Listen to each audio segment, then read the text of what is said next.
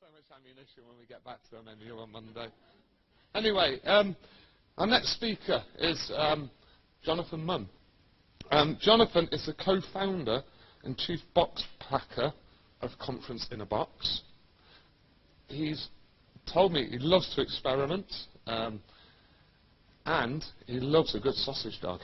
Now, whether or not that's to eat, to walk, who knows? Maybe he'll tell us that in his story. So Jonathan is here to share a story. We can't big him up as a big motivational speaker. He says, but I've got a really good story to tell. He's made some interesting decisions and done a load of cool stuff. So I'd like to welcome Jonathan. Thank you. Hello, hello. Can everyone hear me okay? Can everyone see me okay? You can't really miss me, let's face it. But thank you guys for having me today. I'm not an inspirational speaker, I'm not a motivational speaker, I'm not a keynote speaker. I am a pretty ordinary 26-year-old guy. Just happened to make some really mental life decisions a couple of years ago that would change the face of everything that I did. What normally happens when I do this is I start off and I go really fast for about 3 minutes, and then I chill out, and then I'll tell you my story, and hopefully people will cry, clap, give me a big round of applause, and then I'll run home to Milton Keynes and see my mum this evening. But before I do that, I've got a couple of things that I do want to do. The first is congratulate you all for getting here this morning, because I was at the meal last night, and I'm adamant this place is like Hogwarts, because I went up one set of stairs, right, came back out of the restaurant, or whatever it was last night, and I went down 3 sets of stairs and ended up on the same floor. How? And then, to make it even worse, someone moved my room. And it took me about an hour, and I hadn't drunk a thing, because I knew I was doing this today, so I took about an hour to find my room. Finally got in there, my taps turned themselves on and off, you know, like the witch, whatever, the girl that's in the toilets, Moaning Myrtle, she's in my room. All night. And finally, whoever at 4 o'clock in the morning was running up and down the halls, Gareth. Thank you. Thank you. The other thing I wanted to tell you about is, this is going to sound really ridiculous. Who did the selfie yesterday? Where are you? Is she here? I'm not going to make you come up here, but I want to do a selfie because genuinely my mum doesn't believe that people want to listen to me. And you think I'm kidding. Like, I'm going to go see her tonight, take her out for lunch and say, Mum, like, these people. So I'm going to do myself a little selfie. So everyone, if you could stand up. This is even better than the Oscars. And everyone wave. Hey! And I've won. Ah! Thanks, guys. So there you go. That's for my mum. I'll tweet out later with her. She'll be dumbfounded. She genuinely doesn't believe people are actually interested in what I've got to say. It's heartbreaking. Absolutely heartbreaking. The third thing is phones. And this is going to be a bit of a coup for you all. I know you're in IT, and I know that you have these emergencies that come up, but can everyone turn your phone over? All right, I want you for the next 30 minutes to be with me, present in this moment, together, so we can have this story. So everyone turn it over. If I see a tweet and I'm watching, I will hunt you down. Right? And I'm happy for you to talk about me afterwards. Please do. And in fact, can you tweet at SDI Institute when you're doing it? Because they're my old employer, so that's how I kind of ended up here. So I know a little bit about IT service. And just going like, oh, look where John is now. Why aren't you here? And finally, and this is genuinely serious, my presentation, as you can see, is called How to Be Radical. When you tweet how to be radical, you will get investigated, as I found out.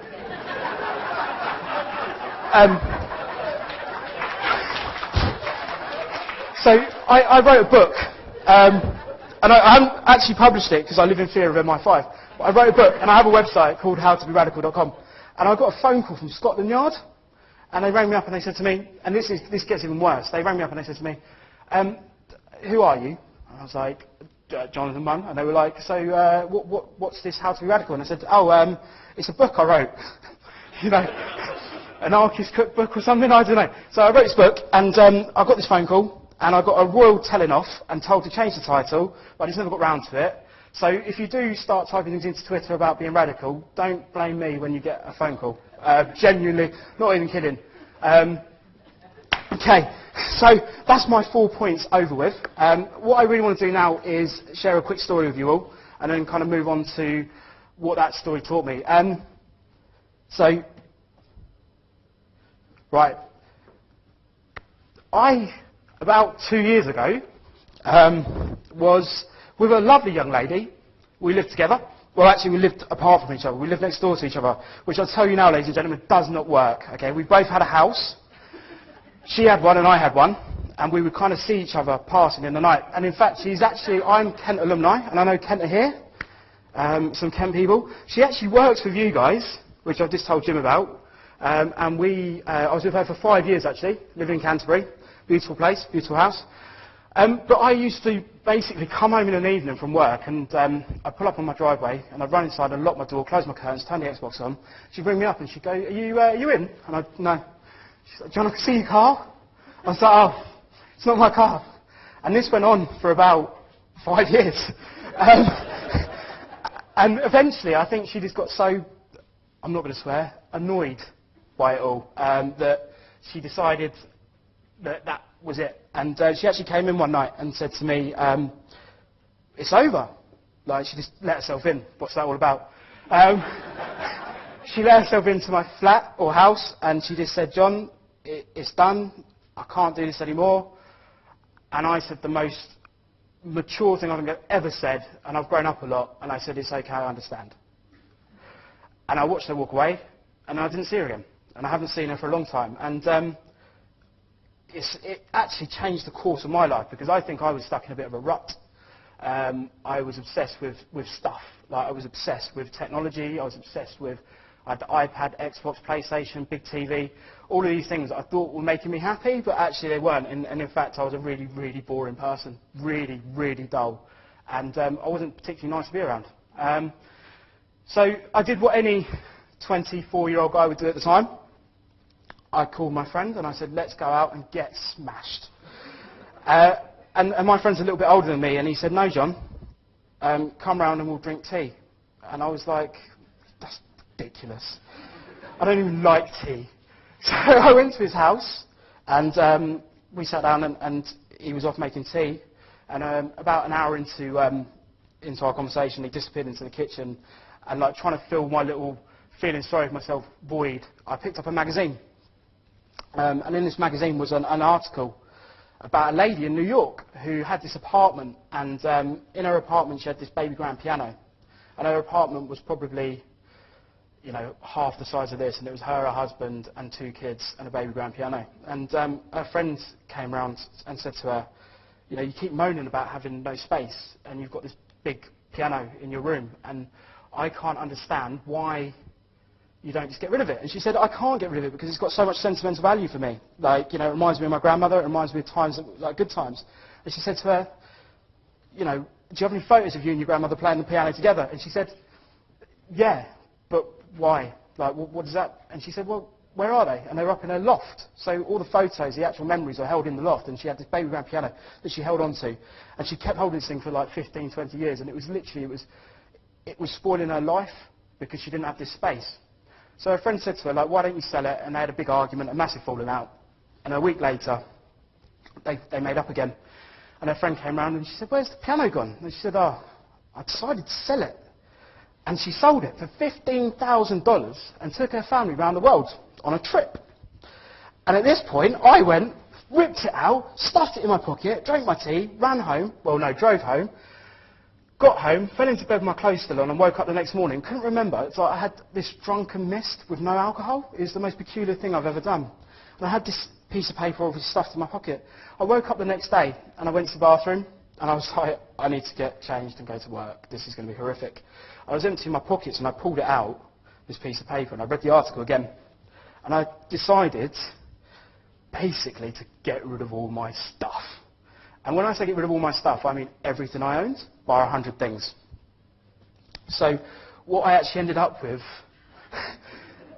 is not a lot of stuff at all. And I was an English literature graduate. I had about 600 books, and I gave them all to charity. I had probably the same amount of DVDs and CDs, clothes, TV, Xbox. I put everything into boxes and gave it away. And at the time, I didn't really understand what was going to happen. I just wanted to cleanse almost, and it was like, how could I do it? I know, I'll get rid of all my stuff. And at the time, it seemed like a really sensible thing to do. And what I ended up with was 5 shirts, 2 T-shirts, 2 jumpers, 3 jackets, 4 pairs of trousers, 2 winter coats, 7 pairs of pants and socks, a belt. There's actually 2 bags now, a phone, a laptop, and 3 pairs of shoes. Last time I counted, there was 76 items, and it does all fit into the 2 bags that I've got with me today. So I am quite nomadic, but I have the luxury of just being able to go wherever I want and do whatever I want, which I understand for a lot of people is impossible if you've got kids, as I've been told. And I think that's what I want to kind of tell you now, is that I'm not saying to you guys, go home and get rid of all your stuff. In fact, I want to show you what I learned from it.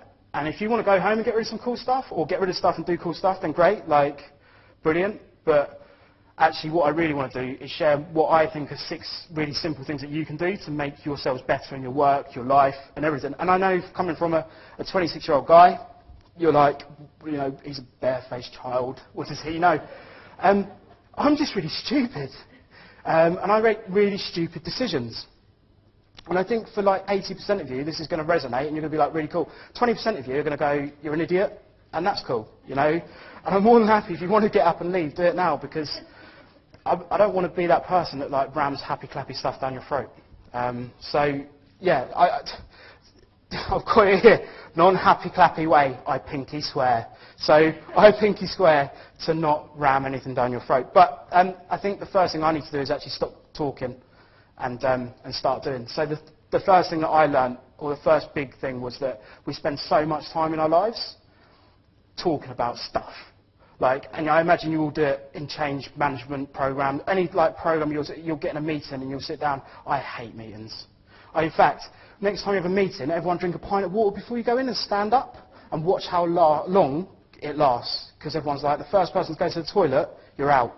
That's it, it's over then. I cannot stand meetings. And what I really can't stand is not getting stuff done. And I used to be one of the people that would plan and plan and plan and be like, what if my life was like this? When I get to this, when I do that. Now I'm just kind of like, just go and do it. And this will all come a little bit clearer in a moment when I tell you about some other stuff that happened later on. So my first lesson is stop talking and start doing. So make a decision. Colonel Sanders, 65 before he actually came up with, started franchising his KFC. And the other one I really love is Assembly Ford. Henry Ford's assembly line didn't start until he was 60. So I don't think there's anyone in here that's older than 65. So none of you have got an excuse. If you are over 65, I'm sorry. But you have no excuse. The next thing, and this is probably like the hardest part that I found, was making myself accountable, because my mum, like I talk about my mum a lot, but my mum still doesn't believe me, like, because she knows me, and I think she's had 24 years of me being a flake, and then all of a sudden I come out and I'm like, I've changed. It was like I came out of the closet or something, and I think that was like the hardest part, was going to all my friends and family and saying to them, like, this is what I've done. I've given away all of my life possessions, gave everything I own away. This is my life now, and that was really, really tough. I do remember vividly spending one evening. I got rid of a TV, and I had nothing, so I just had a room with a bed in it. And I was sat there, and I was like, I've got nothing to read. I don't have a computer. I don't have a TV. All I've got is my phone. And I thought, right. So I remember ringing up my friends, and they were like, oh, we're busy, we're busy, we're busy. Eventually, it just got to a point where I just turned up, and then my friendships grew so much stronger, because there was no excuses. So I would go to them and go, this is what I've done, and then don't expect me not to show up at your house at 8, 9 o'clock in the evening to watch your TV, or like, I made a really stupid decision, but you're going to pay for it. But I found my friendships grow a lot stronger, and I had a lot more time for my friends and people around me, and I think that was the real tough part, was going out and saying to people, like, I want you to hold me accountable. And I think you're all going to face that in your personal lives and in your work lives. The next time you want to release a project, go to someone that you respect, or if you go to a loved one and say to them, I want to do this. All right? And don't let me fail. Don't let me mess it up. The next one is to start. Getting outside your comfort zone sounds really easy, and there's lots of like memes and stuff on the internet, and there's a lot of talk about it at the moment. This whole idea that you could just all of a sudden jump outside of it. But if you understand the psychology of what your brain actually is made up of, it makes it all a lot easier. So evolution has kind of meant that we've got a tiny little thing called an amygdala in the back of our brains, and it's a lizard brain. It's a reptilian brain. And what it does is it's hardwired you to want to eat, sleep, stay alive and have sex. Right? And now that's the brain that when you wake up in the morning and you get out of bed and you lie there and you're like, oh, I'm really warm. Oh, you know, like I don't want to get out of bed. That's the thing that you've got to overcome. And that's the thing that's holding you back every day. That's the thing that stops you from doing the things that you want to do. That tiny little thing in the back of your mind, that lizard brain. If you could shut off that lizard brain and just hush it and silence it for a moment, get out of your bed, run to the other side of the room, point and laugh at it, and then leave. You know? Because you've beaten the lizard brain. You've beaten that tiny, like, how could you be defeated by a reptile? So this is your comfort zone or your behavioural space. This is where, you know, your routines happen, and I'm all for routine. I eat the same thing every day, 5 days a week. Breakfast, lunch and dinner. People are like, that's really weird. I'm actually starting to eat something called Soylent soon, which is a new invention come out of America, which they plan on using to end world hunger. And Soylent basically is all of your RDA of everything in a drink, and you just drink it throughout the day. And I want to do 30 days of that to see what happens. But apparently it's like incredible. And what they're saying now is that if they can get it out to places with starvation or crisis, they can give people clean water, food. So if they've got a crop issue, they can give them Soylent. So check it out. Amazing, amazing idea. I'm going to do it. Follow me. You'll find out what happens. It will either end really well or end really badly. So this is your comfort zone. This is where your routines are. This is where you wake up, you brush your teeth, you eat your breakfast, you go to work, you come back from work, you come back, you eat your dinner, you turn EastEnders on, you watch EastEnders, you talk to your wife, your husband, your daughter, your son, then you go to bed. This, just over here, is where all the cool stuff happens. And I think to get over there, you've got to just step outside of that for a moment, and you've got to take a leap of faith. And that's going to be really hard, and that's going to be really terrifying, especially if you've got responsibilities. And I'm acutely aware that I don't. So it's all well and good me saying to you, like, get outside your comfort zone, I haven't got a mortgage. But again, I'm not saying to you, I'm not telling you to go and get rid of your house, your life possessions and your kids. What I'm saying to you is make small changes, but just do something that is different and gets you outside of what you'd ordinarily do. I mean, I was chatting to Chris last night, and sorry, Chris. It was eventful, not uneventful. I was chatting to Chris last night, and she was telling me about Fitbit, and she uses Fitbit as a way to challenge herself to walk more. And I think, chatting to her, it sounded like she was doing nothing, and then all of a sudden now she's up to like 4.5 miles a day she walks. And that in my books is a radical change. That's a lifestyle change that's going to make a huge impact on your health, your well-being, your mental health, who you are. If you feel better about yourself, you're a better person to be around. And that's hard, because I couldn't walk 4.5 miles a day. Look at me. I know I need to, but that's the other thing. You can't do this until you want to do it. You've got to want to do it. If you want to quit smoking, it's no good. You've got to want to do it. If you want to lose weight, you've got to want to do it. If you want to get outside your comfort zone, you've got to want to do it. So you need to find something, a reason why you want to change. The next one is there is no safety in numbers. Right? And I know that sounds a little bit, but do what you've always done and you'll get what you always got. It's as simple as it is. I mean, for me, I think it's really easy to just follow a herd, and I think I did. For 24 years, I just did what everybody else expected me to do. I bought the gadgets that the world told me I needed to buy to be a better person. And then actually one day I was like, I've still got an iPhone and a Mac, but I don't need an iPad as well. I don't need an iMac and an Apple TV and a TV. I don't need all that other stuff. I need what I need. So it's kind of that essentialism almost. This one, I think, is really important from a perspective of simplifying, and I think this is what the best lesson I learned personally was that everything that you do, you can really simplify it back down again. So I guess if you can eliminate all your distractions, so I eat the same meal every day. I have this shirt in 2 colours 5 times, or wherever it is. And it looks a little bit like a cartoon. So I go to my wardrobe, and I'm like, I think I'm Homer Simpson almost, because I've just got blue trousers and a white shirt, or blue trousers and a blue shirt. But actually what it means is every day I wake up, I go to my wardrobe, and my life's really easy. I don't have to think about that. When I go to eat, I don't have to think about that. It means I can focus on the things that actually are important, whatever that might be that day. And one of the ways I got around this, and I really, genuinely, everyone should do this, because it will, this is me being happy clappy, it will change your life.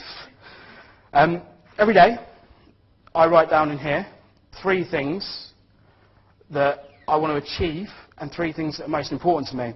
And I was talking to Chris about this last night, actually, and briefly. And I think if you wake up in the morning and you feel a little bit groggy and a little bit rubbish, and you're a little bit like, you got outside the wrong side of bed, and I probably do it once a week, if not twice, especially being a co-founder at a startup. Like, if anyone ever tells you it's easy and not depressing, they're lying. It's terrifying. Every day is terrifying. Every day I wake up and I'm like, where's the money going to come in? You know, what's our cash flow doing? Like, how are we going to pay people? Every day. But then I started to think, actually, what have I got that's kind of balances that back out again? So every day I really do suggest you sit down and take a moment to write 3 things you're grateful for. And I'm going to share mine today with you, which is really personal, because I don't show this to anyone. But my first thing I was really grateful for was being able to share my story with you guys. You know, that's incredibly a wonderful thing that you've allowed me to do, is to come here and rant and rave and preach at you about living a simpler life.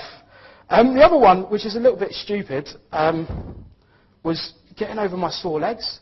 I've just started a new program called 5x5, and it's killing me, and it hurts. But I've lost probably sort of like a stone in about a month, or something crazy like that.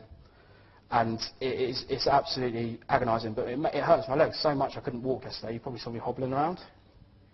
And the third thing was another chance to try it all over again, you know, because yesterday, like, I'm pretty sure I made a few mistakes. So today I've been given another opportunity. And then I've got what I will do today as well. So you have 3 things that you really want to achieve. And for me, it's smash my keynote. So hopefully I smash it. Take my mum for lunch. She's going to love that. It'll be McDonald's. And finally, get to inbox 0. Like, my inbox is bulging at the moment, and it's like 80-something emails. And I don't want to face it.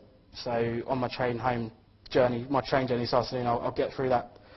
And then I'll make some other little notes about, you know, kind of how I might feel that day, or anything that I've done, or anything I did yesterday that made me feel good.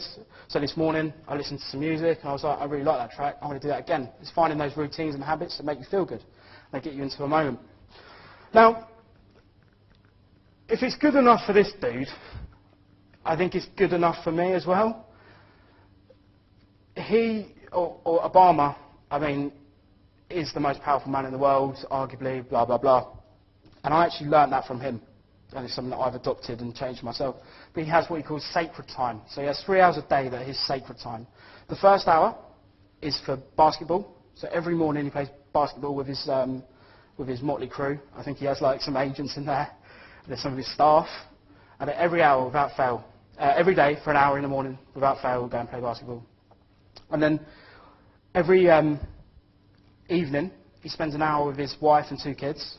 And he gives them an hour, he shuts off, and he just sits down and he has a meal with them. You know, this is a guy that makes life-changing decisions that affect everyone in the world. So he sits down and makes time for his family, and he makes time to spend with them. And then the last thing he does in the evening, which I love the most, and I think you guys will probably benefit the most from that, was if you're in a leadership position, you know, people bombard you with choices all the time, and we get like decision fatigue. So if you have people like, you know, do you want to do this option, do you want to do that, do you want to put this tool in, do you want to go this procedure, do you want to do that?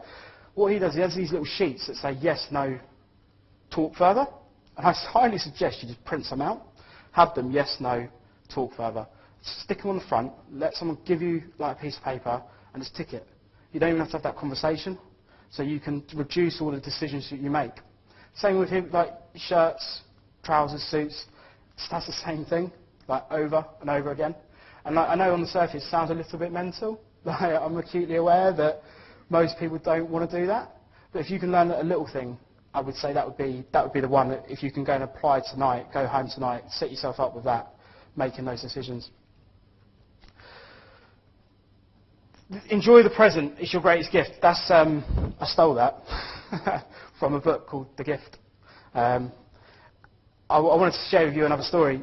Some of you that know me will know that I'm a massive Disney buff. And I'm not ashamed to admit it. I love Disney theme parks. I'm obsessed with customer experiences.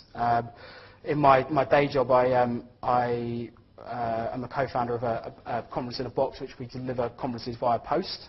And the other thing I do is an outdoor cinema, an immersive cinema. So we actually will build Narnia, and you'll walk through a wardrobe and you'll go and watch Narnia in Narnia. And that's kind of what I do for a living, and it's the best job in the world, being able to create these incredible customer experiences. So we spend a lot of time, me and my business partner, backwards and forwards between Disney, because they do it the best. So we spend a lot of time there. And January of 2013, I went out to Disney. Has anyone been to Disney? Who's been on It's a Small World? Who thinks it's the best ride in the world? Right. Okay. If you haven't heard of It's a Small World, it's about 10 minutes of It's a small world, it's a small world. That's it. And you go round, and you just go around the world. And you see all the different nationalities, and you see all these little people, and they're really happy. And my business partner is the most miserable person in the world. Literally, if you could... No, he is. He's negative. He takes ideas and he drives them into the ground. And it picks apart everything, whereas I'm the happy one, so it's like yin and yang. And I love putting him on that ride, because he hates every second of it. He's like, oh, I don't want beer, oh, well, kill myself. Oh. And he was sat on it, and in front of us were this group of girls, and they spent the entire ride with their cameras, and they were filming the whole thing. And they were just like this, throughout 10 minutes of It's a Small World. And then he turned to me and he said, they've just missed that. And I went, what?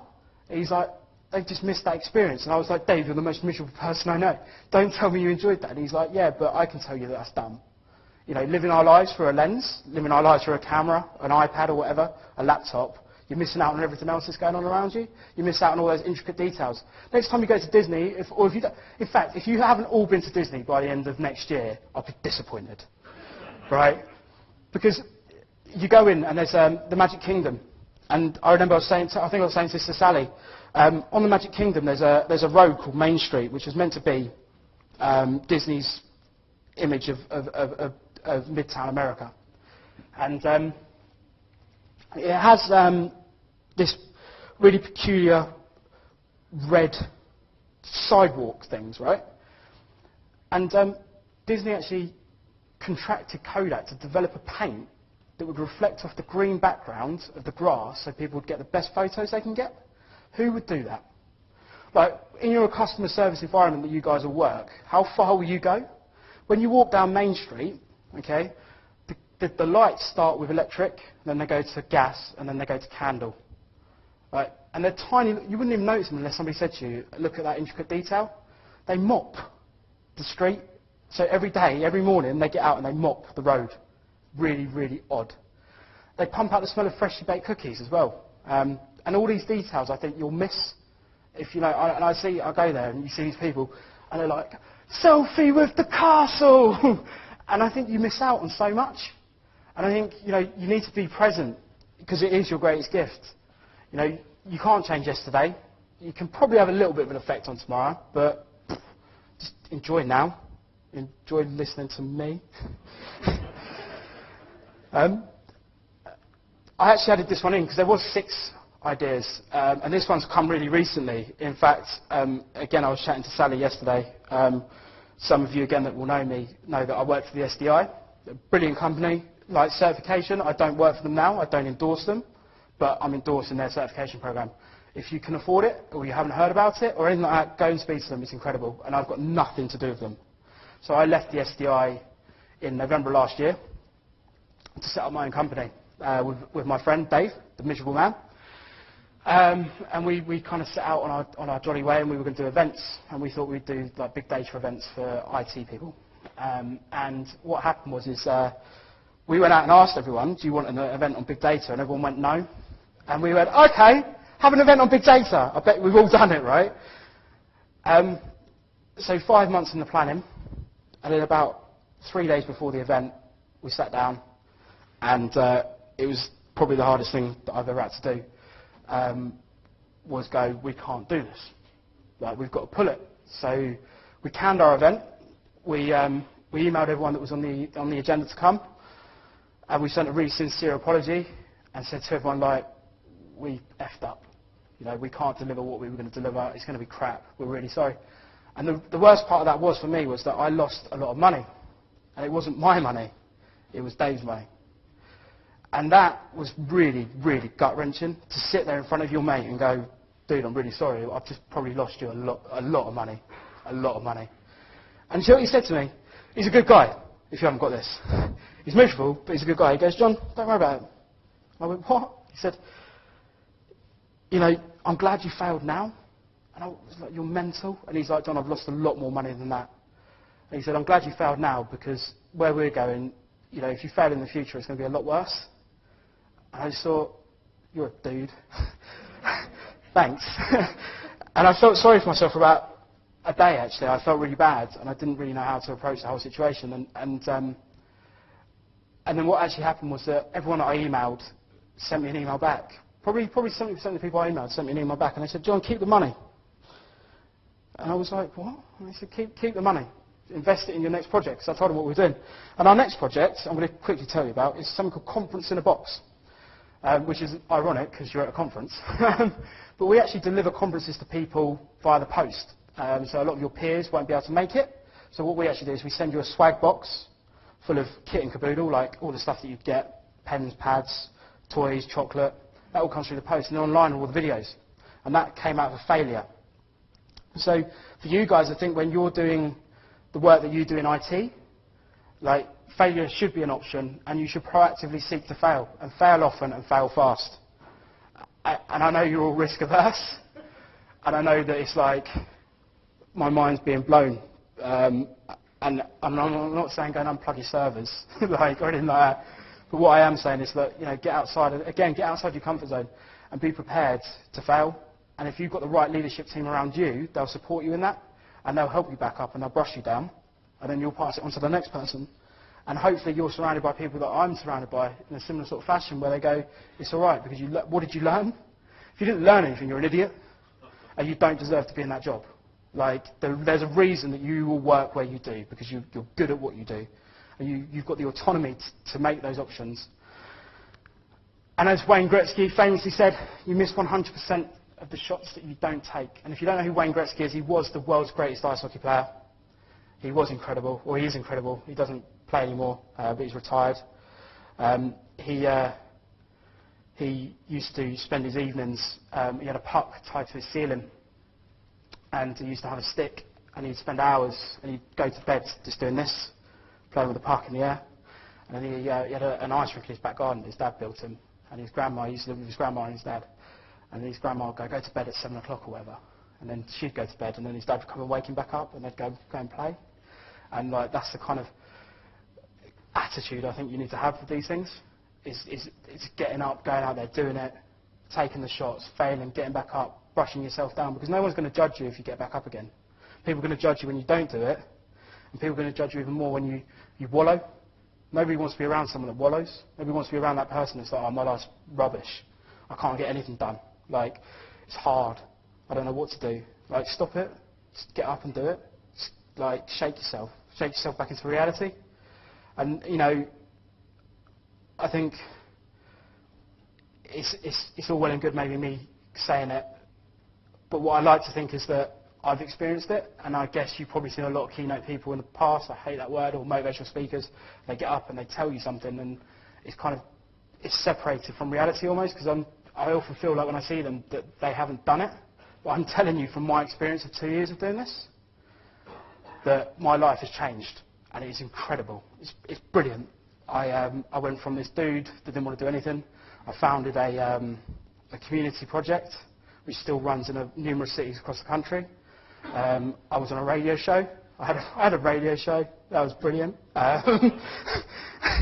It was me 9 till 10 on a Thursday. No, 9 till 11 on a Thursday. New potatoes. Brilliant. I founded a company and failed miserably, lost loads of money, got back up and started again.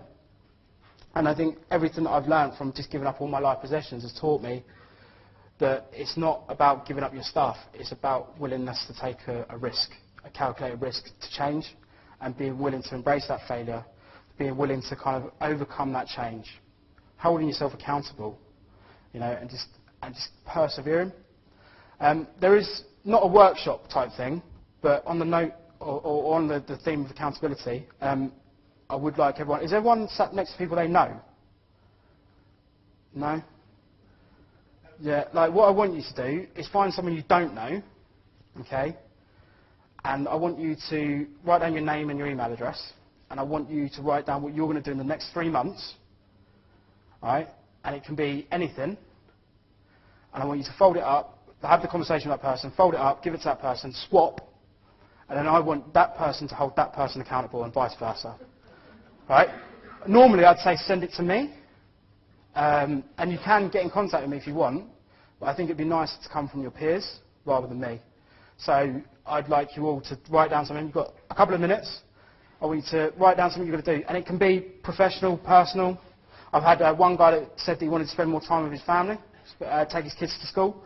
One person that said they wanted to roll out a BYD project. It can be whatever you want. Lose weight, get up here and do a talk if you're mental enough, if you're into that kind of thing.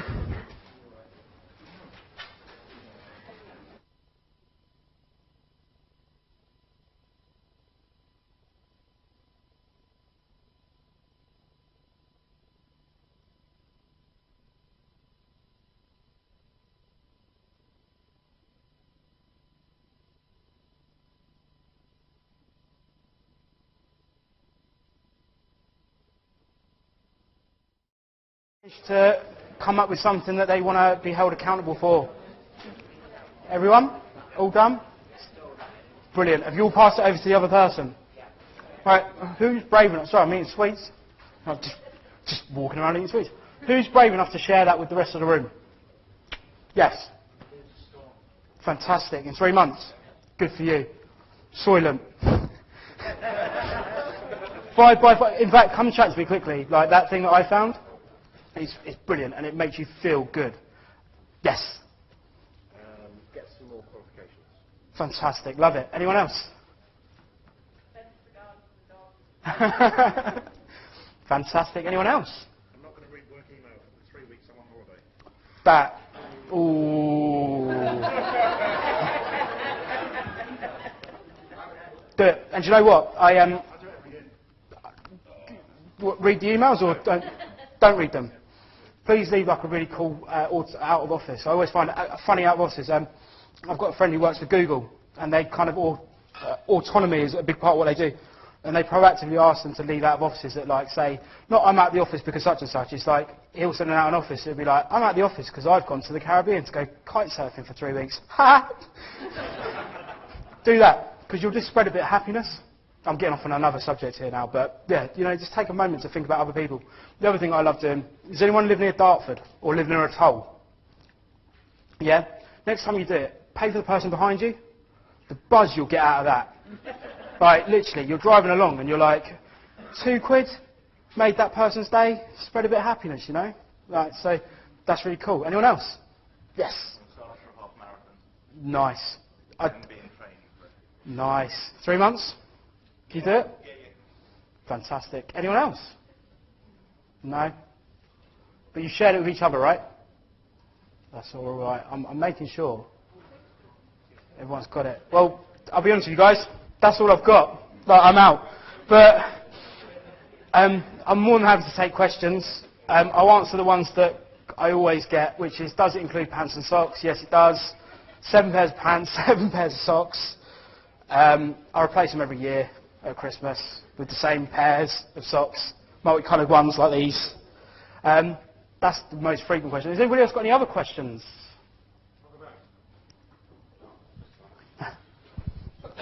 Did you lose any friends during when you the whole thing about just turning up at people's doors? It works for a short amount of time until people are starting to think, can you just stop coming round, please? Do you know what brilliantly happened actually was one of my friends just asked me to live with him. It was like I was living with I was living with a house share with a woman, and it was horrific. horrible, horrible experience. And then I used to just show up at his house all the time. He's like, just move in. So it went the other way. So I lived with him for a while, and then I moved to London to set up the new company. So actually, yeah, it went the other way. And I found myself, and the friends, you kind of work out pretty quickly who are your friends as well. Like, I'd say that 3 months after the breakup, so January to March, were the hardest time, almost. Like, not only did I lost a girlfriend, losing my house, I was getting rid of all my stuff, and having that support network around me, like, quite quickly established who cared. So, yeah, I've ended up with some brilliant friends. All Kent alumni, actually, weirdly. Good people come out of Kent. Anyone else? Why 100 things? It was an accident. It was. I'd read around, after I started doing it, I read around a guy called David Bruno, I think his name is, and he did it. And he did it, but he didn't do it quite as extreme. And then I actually found out there's a guy that's got 20 things, and he's incredible. He actually asked people to choose where he lives in the world. So you vote where he goes next, so you're in control of his life. And I thought about doing a similar sort of thing where I was going to have like a Twitter channel where you could control me for a day and ask me to do these stupid things. Like get Google Glass and then hopefully like live stream it, and then you could say, John, go up to that person and say such and such. And I thought, actually, you lot, I don't trust you because I know what I would be doing. So yeah, 100 Things is a really happy accident. It's at 72. I've stuck with it for 2 years by accident. I have now got a girlfriend, weirdly, and she's the exact opposite of me. She's very free-spirited, and has been backpacking around the world, but she's got a lot of crap. And I've kind of banned it from the house. I'm like, no, you're not having an African mask on my wall. And no, you can't have a didgeridoo or whatever else she brings around. So that's going to be hard. And I think what will be really tough is when, you know, I finally settle down and have kids. And somebody asked me how I deal with that, and actually what I'd like to... I think I am. But I don't know if this works, and I would love to find out if anyone's done it, but I do know a guy that asked me when I made it. But I would like to think if I had kids every year at Christmas, I'd make them go and give their toys to someone else and replace them. I don't know if you could install that maybe from a young age. I don't know if that would work. I haven't got kids. Again, it's hugely hard for me. Anyone else?